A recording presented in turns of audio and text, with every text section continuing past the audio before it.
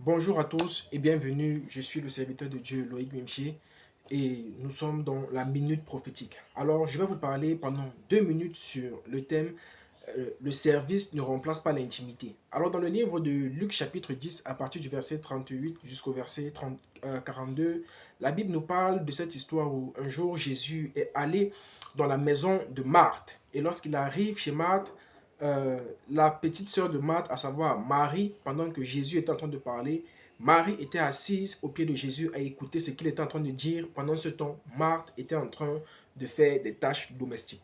Puis, à un moment donné, fatiguée de cette situation, Marthe s'est levée et est allée vers Jésus et a posé la question à Jésus de savoir est-ce que ça ne le dérange pas que sa petite sœur Marie, au lieu d'être dans les tâches domestiques avec elle, dans le service avec elle, soit plutôt à ses pieds en train d'écouter ce qu'il était en train de lui dire.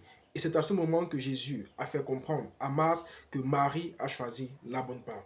Et c'est l'une des choses qui se passe actuellement dans la génération à laquelle nous vivons, où nous avons souvent remplacé l'intimité par le service. Aujourd'hui, beaucoup d'entre nous nous servons, mais peu nous sommes dans l'intimité.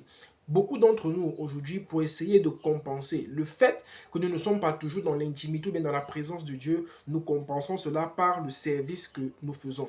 Nous sommes peut-être dans le groupe de la chorale, nous sommes dans le département du protocole, nous sommes dans divers départements de l'église, nous servons, mais nous n'avons plus d'intimité. Notre intimité a été totalement avalée. Nous ne sommes plus dans la présence de Dieu, nous ne restons plus dans la présence de Dieu et nous compensons cela par le fait que nous servons.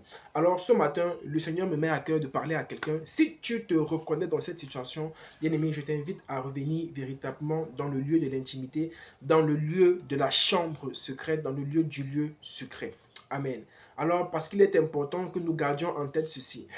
Ne soyons pas de ceux-là qui diront, mais Seigneur, nous avons prophétisé en ton nom, nous avons chassé des démons en ton nom, nous avons guéri des malades en ton nom, et à qui Jésus nous répondra, je ne vous ai jamais connu. Lorsque je méditais sur cette portion de l'Écriture, je me suis rendu compte de quelque chose. Le fait que Jésus réponde, ou bien va répondre, que je ne vous ai jamais connu, ce n'est pas qu'il ne connaît pas la personne. Ce n'est pas qu'il ne connaît pas l'homme en lui-même, mais c'est qu'il ne connaît pas l'homme dans le lieu de l'intimité. Ces hommes-là, ces personnes-là, ce sont des personnes que Jésus n'a pas appris à connaître dans le lieu de l'intimité. Voilà pourquoi, malgré le fait qu'ils prophétisent, malgré le fait qu'ils guérissent des malades, malgré le fait qu'ils opèrent des miracles, malgré le fait qu'ils servent dans leurs assemblées, ils n'ont pas pris le temps d'être connus par Dieu. Oui, parce que s'il y a quelque chose que nous devons savoir et garder à l'esprit, c'est que nous ne servons pas pour être connus, mais nous servons parce que nous sommes connus. Donc, l'une des choses qui doit te motiver dans ton service, c'est ta capacité à être connu. Tu ne sers pas pour que le Seigneur te connaisse, mais tu sers parce que tu es connu.